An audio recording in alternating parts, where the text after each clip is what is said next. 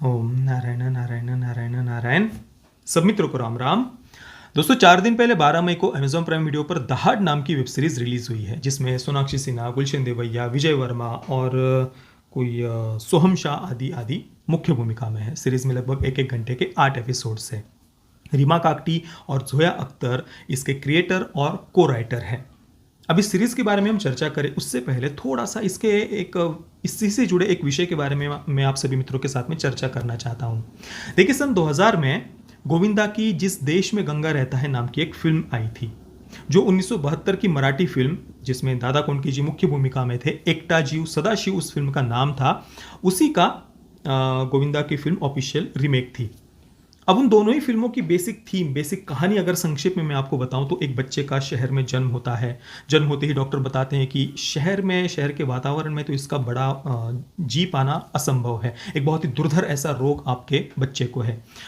अगर इसे आपको बचाना है तो गांव के पवित्र शुद्ध वातावरण में गाय, भेड़, बकरियां, जो गांव का एक पवित्र शुद्ध ऐसा वातावरण होता है, वहीं पर आपको अपने बेटे को अगले कम से कम 25 वर्षों तक रखना होगा, तभी इसका जी पाना, बच पाना संभव है। तो जो माता पिता होते हैं उनके पास में दूसरा कोई रास्ता होता नहीं है, तो वे अपने बच्चे को बचाने के लिए गांव के एक बहुत ही गरीब ऐसे दंपति के पास में अपने बेटे को रख देते हैं।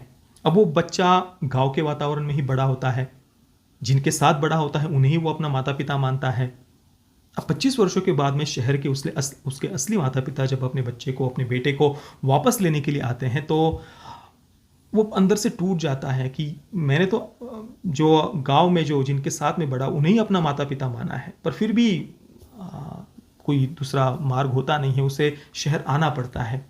अब शहर में आने के बाद में जो ये लीड कैरेक्टर है, वो किस प्रकार से शहर के वातावरण में, शहर की लाइफस्टाइल के साथ एडजस्ट करने में कितना ज़्यादा उसे कठिनाई होती है। जो एक एलिट वोक वेस्टर्न माइंडसेट, उनकी वो लाइफस्टाइल, बस भौतिकता के पीछे भागना, बाहरी सुख के पीछे भागना, शारीरिक वासनाओं के पीछे भागना, इस सब लाइफस्टाइल के साथ में वो एडजस्ट नहीं कर पाता, अंदर से टूटते जाता है।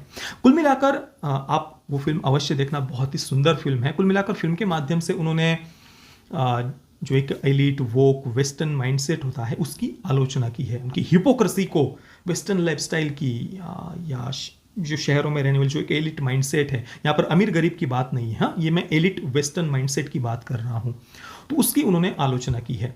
और असली भारत कैसे गाँव में बसता है, असली भारत को अगर आपको देखना है तो गाँव को देखिए। एक बहुत ही सुंदर मैसेज उन्होंने उन फिल्मों की इस कहानी के माध्यम से, फिल्म के माध्यम से लेखक ने दिया है। पर देखिए, ये कहानियां, ऐसी फिल्में तब तक ही बनती थी, ऐसी कहानियां फिल्में लेखकों को तब तक ही सूझती थी जब तक जमीन से जुड़े हुए लेखक इंडस्ट्री में थे। पर धीरे धीरे धीरे जिन एलिट्स को उन फिल्मों में दिखाया था ना, शहर में रहने वाले हिपोक्रिट्स, बस भौतिकता के पीछे, अपनी शारीरिक इच्छाओं के पीछे, मन के गुलाम, जो एक वेस्टर्न एलिट लाइफस्टाइल जीने वाले जो है, धीरे धीरे उनका इंडस्ट्री में वर्चस्व बढ़ता गया पिछले 20 वर्षों में, लगभग 20-25 वर्षों में। और फिर ये जो एलिट्स है, वोक्स है, वो अपने एयर कंडीशन कमरों में बैठकर भारत के गांवों को गंदे से गंदे तरीके से स्टेरियोटाइप करते हैं। क्यों? क्योंकि ये अंदर से खुद ही इतने टूटे हुए होते हैं, इतने आत्मग्लानि से भरे हुए होते हैं अपनी लाइफस्टाइल के कारण। तो अपने आप को, अपने ईगो को सेटिस्फाई करने के लिए, अपने नज़रों में अपने आप को जस्टिफाई करने के लिए ये भारत के गांव को, भारत के कल्चर को, गांव के जो भोले भाले मासूम लोग हैं, उनको गंदे से गंदे तरीके से स्टेरियोटाइप करते हैं, ताकि अपना ईगो सेटिस्फाई हो पाए कि हम जो कर रहे हैं वो बहुत अच्छा है। छाती कूटते हैं भारत के कल्चर के नाम से, गांव के नाम से, गंदे से गंदे तरीके से उन्हें स्टेरियोटाइप करते हैं। नहीं तो देखिए, आज से कुछ वर्ष पहले नदिया के पार फिल्म का उदाहरण ले लीजिए।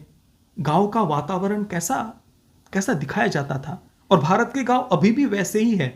हाँ, अभी वहाँ पर भी कुछ थोड़ा बहुत विचारधारा में वो, या एलिट माइंडसेट केवल शहरों में होता है ऐसी बात नहीं, गांव में भी कुछ लोगों में वो देखने को मिलेगा। ये तो विचारधारा की बात है, पर कुल मिलाकर गांव का वातावरण आज भी उतना ही पवित्र है। उतने ही लोग मिलजुल कर एक दूसरे के साथ खड़े रहते हैं। कोई भी संकट आता है तो पूरा गाँव एक दूसरे के साथ में खड़ा रहता है, एक दूसरे के सुख दुख में वे सहभागी होते हैं। ऐसा ही आज भी गाँव का शुद्ध पवित्र ऐसा वातावरण है। पर शहरों में रहने वाले एलिट्स अपने एयर कंडीशन कमरों में बैठकर, जिन्होंने कभी भारत के गांवों को देखा नहीं है, कभी ग्राउंड रियलिटी वो जानते नहीं है, वो उन्होंने बस कुछ ऐसी वामपंथियों की पुस्तकें पढ़ी हुई है कि भाई भारत तो बस जातिवादी मानसिकता वालों का देश है, ये तो बहुत ही एक रिग्रेसिव पेट्रियार्कल घिनौनी मानसिकता वाले दरिंदों का देश है, और फिर वो उसी माइंडसेट से वो कहानियां लिखते जाते हैं। और उसी का अभी लेटेस्ट उदाहरण आपको देखना है तो ये दहाड़ वेब सीरीज देख सकते हैं आप। लिटरली जो भी वामपंथी फिल्म मेकर्स के दिमाग में जो भी कचरा भरा हुआ होता है वो सारा का सारा कचरा आपको इस सीरीज में देखने को मिल जाएगा। और ज्यादा पूरी सीरीज देखने की आवश्यकता नहीं, केवल पहला एपिसोड उठाकर आप देख लीजिए। और इसके साथ में ही भारत को एक इस्लामोफोबिक देश होने का सर्टिफिकेट दिया है। भारत कैसे एक लिंचिस्तान बनते जा रहा है, यहाँ पर कैसे माइनॉरिटीज पर, मुस्लिम्स पर बस अत्याचार होते जा रहे हैं, कैसे ये इस्लामोफोबिक देश है, ऐसा सर्टिफिकेट भी इस फिल्म के माध्यम से ये सीरीज, या फिल्म नहीं, ये सीरीज अपनी कहानी के माध्यम से देती है। संक्षेप में अगर कहानी बताऊं तो सोनाक्षी सिन्हा का जो कैरेक्टर है अंजलि उसका नाम है, उसे एक समाज के पिछड़े वर्ग से दिखाया है, बहुत भेदभाव का उसे सामना करना पड़ता है, कोई उसे अपने घर में तक घुसने नहीं देता। हालांकि वो एक सब इंस्पेक्टर है पर फिर भी उसके साथ इस प्रकार का भेदभाव अभी भी गांव में होता है। और अचानक से गांव के ठाकुर परिवार की एक लड़की अपनी इच्छा से, स्वेच्छा से एक मुस्लिम लड़के के साथ में भाग जाती है। अब इसके बाद में गांव के एक लोकल नेता जो राष्ट्रवादी पार्टी से है, हालांकि उनके भगवे झंडे नहीं दिखाए हैं, उनके हाथों में पीले झंडे दिखाए हैं, पर राष्ट्रवादी विचारधारा से दिखाया है। और जब ठाकुर समाज के परिवार की एक लड़की एक अपनी इच्छा से मुस्लिम लड़के के साथ में भाग जाती है तो उसके बाद में वो जो लोकल पॉलिटिशियन है वो आता है पुलिस स्टेशन के सामने, हंगामा करने लगते हैं। और वहाँ पर नारे क्या लगाते हैं, घर की बेटी घर में रहेगी, घर की बेटी घर में रहेगी। मुझे हंसी भी नहीं आ रही सच में इन सब बातों पर अभी। क्या क्या क्या बोलूं मैं, आप मुझे बताइए। अब इसके माध्यम से वो क्या दिखाना चाहते हैं कि गांव के जो लोग हैं, समाज का उच्च वर्ग कहिए या हिंदू, जो किस प्रकार से घर की बेटी घर में रहेगी, इसके माध्यम से वो क्या दिखाना चाहते हैं कि गांव के लोग कितने घिनौने पेट्रियार्कल माइंडसेट के दरिंदे और मॉन्स्टर्स होते हैं, जो महिलाओं को, बच्चियों को बस अपने घरों में दबा कर रखते हैं, उन पर अन्याय अत्याचार करते हैं। यही वो दिखाने का प्रयास कर। कौन ऐसे नारे लगाता है घर की बेटी घर में रहेगी? उसमें भी कुछ क्रिएटिविटी नहीं सूझी आपको? इतना ज्यादा अब क्या कहे इसको, मानसिक और बौद्धिक दिवालियापन कहे या क्रिएटिव बैंक्रप्सी, या क्या क्या क्या शब्द उपयोग करूं मैं इसके लिए? घर की बेटी घर में रहेगी, ये सूझ रहा है आपको डायलॉग्स लिखने के लिए? तो इस प्रकार से वो हंगामा करते हैं पुलिस स्टेशन के सामने। पुलिस किस प्रकार से पूरा असहाय है, जो ये राष्ट्रवादी विचारधारा के या समाज के उच्च वर्ग के लोग हैं, उनसे पुलिस कितनी असहाय है, उनके सामने दब कर उन्हें रहना पड़ता है, किसी केस को वो ढंग से सॉल्व नहीं कर पाते, उनके प्रभाव में ही उन्हें रहना पड़ता है। ये सब बातें उन्होंने दिखाई है। अब इसी समय दूसरा एक और केस सामने आता है। एक भाई है जिसे समाज के पिछड़े वर्ग से दिखाया है। उसकी बहन चिट्ठी लिख कर कुछ दिन पहले घर से भाग गई थी कि मैं अपनी मर्जी से एक लड़के के साथ में जा रही हूँ। और भाई को संशय होता है कि मेरी बहन ऐसा नहीं कर सकती है और कुछ ना कुछ तो इसके पीछे गड़बड़ है। उसने मुझे फ़ोन भी नहीं किया। तो वो कई बार पुलिस स्टेशन के चक्कर काटता रहता था, पर सीरीज़ में ये दिखाया कि वो समाज के पिछड़े वर्ग से है। इस कारण से कोई भी बात पुलिस स्टेशन में कोई भी उस भाई की बात नहीं सुन रहा था। इवन वो पुलिस स्टेशन में आने के बाद में जो एक हवलदार दिखाया है पुलिस स्टेशन में, वो तुरंत अगरबत्ती लगाकर पूरा पुलिस स्टेशन को वो पुलिस स्टेशन में घुमाता है। मतलब इतना जातिवादी मानसिकता का गांव के लोगों को दिखाया है। इवन पुलिस स्टेशन में भी ऐसा उन्होंने दिखाया है।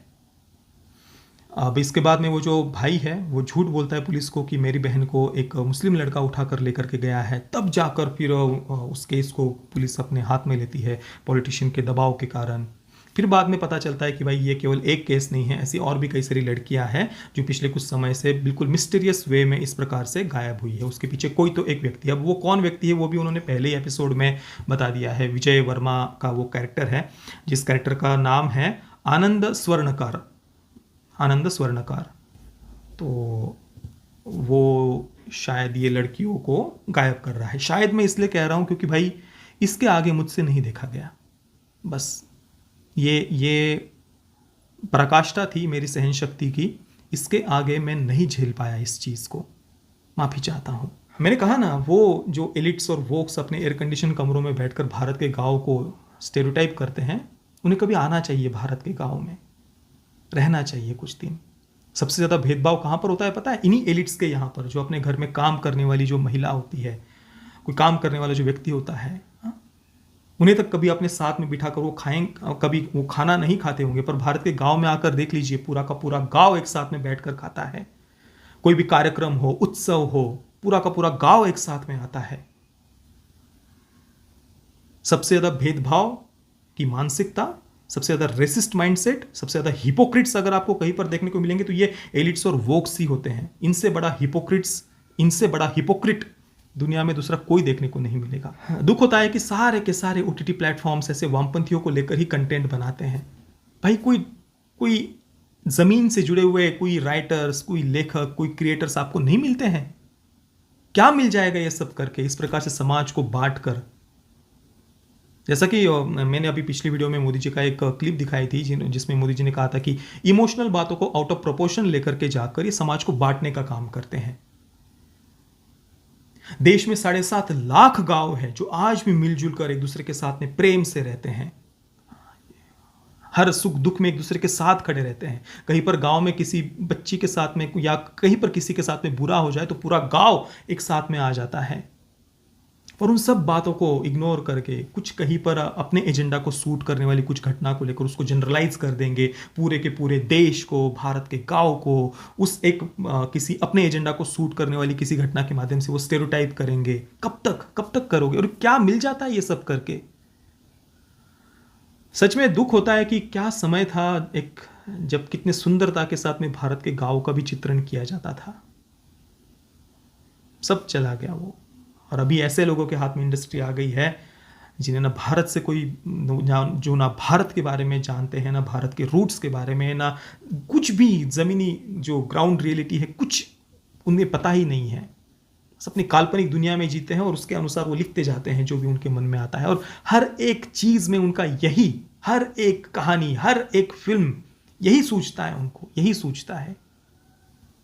अभी अनुभव सिन्हा की द्वारा प्रोड्यूस की गई वो अफवाह नाम की फिल्म, उसका मैंने रिव्यू नहीं किया अभी तक, देख लीजिए। वही कुछ ऐसी सिमिलर थीम आपको उसमें भी देखने को मिल जाएगी, क्योंकि वो जो कम्युनिस्ट फिल्म मेकर्स होते हैं उनका एक पर्टिकुलर ढांचा होता है, उस ढांचे से बाहर वो जाते नहीं है, उससे ज़्यादा उन्हें कुछ सूझता नहीं है। मेरे लिए तो असहनीय थी कुल मिलाकर ये सीरीज। मैं तो इसे, जितना मैंने देखा उतने पार्ट को तो मैं इसे 0/10 स्टार्स ही दूंगा। पैरेंटल गाइडेंस की बात करें तो सीरीज की थीम ही अडल्ट है, स्ट्रॉन्ग लैंग्वेज है, और बाकी ऐसे कोई डायरेक्ट न्यूडिटी वगैरह तो नहीं थी, पर परिवार के साथ में देखने जैसी तो ये सीरीज़ बिल्कुल भी नहीं है। बाकी दोस्तों, गलती से अगर आपने इसको प्ले कर दिया हो अमेजॉन प्राइम वीडियो पर, तो कैसा रहा आपका एक्सपीरियंस पहले एपिसोड का? क्योंकि मुझे भी पता है पहले एपिसोड से ज़्यादा आप भी इसे नहीं देख पाए होंगे, तो आपका वो कैसा रहा अनुभव मुझे आप नीचे कमेंट में अवश्य बताना। ये वीडियो देखने के लिए आप सभी मित्रों का बहुत बहुत धन्यवाद। जय श्री राम, वंदे मातरम।